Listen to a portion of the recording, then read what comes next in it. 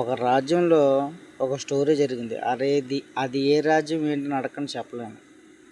అయితే నలుగురు మాట్లాడుకుంటుంటే ఒక స్త్రీ వచ్చి, ఏంట్రా మీ గొప్పతనం, నేను గొప్పదాన్ని అనేసి అన్నదంట ఆవిడ. కాదు, దాంట్లో ఒక వ్యక్తి సీరియస్గా తీసుకుని, నువ్వు గొప్పదానం ఎలాగవుతావు, నేను లేనిదే నువ్వు లేవు, నువ్వు లేనిదే నేను లేను, నువ్వు గొప్పదాన్ని ఎలా అవ్వగలవు, అది సృష్టి ధర్మం, అది నువ్వు మమ్మల్ని గౌరవిస్తే మేము మిమ్మల్ని గౌరవించగలము అనేసి అన్నాడంట.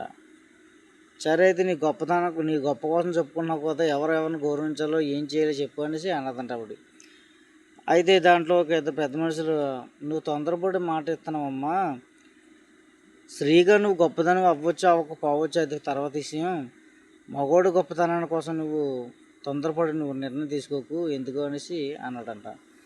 సరే అయితే ఏదన్నా చేయగలను, ఏం చేయాలో చెప్పు అనేసి అన్నదంట ఆవిడ.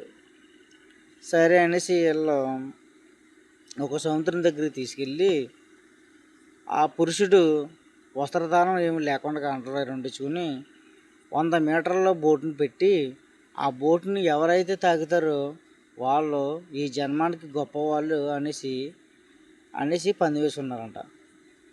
మరి పురుషుడు వస్త్రధారణ లేకుండా ఉన్నప్పుడు స్త్రీ కూడా వస్త్రధారణ లేకుండా ఉండాలి కదా. మరి వస్త్రధారణ ఉంటేనే స్త్రీ అవుతుంది, వస్త్రధారణ ఉన్నా లేకపోయినా పురుషుడు అవుతాడు.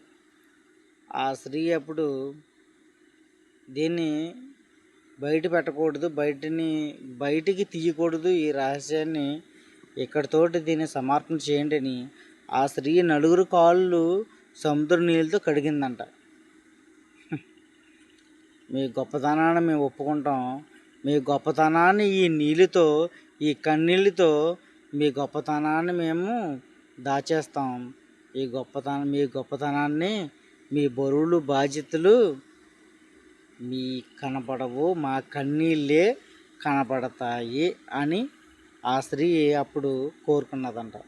సరే అనేసి వాళ్ళు బదులిచ్చారంట.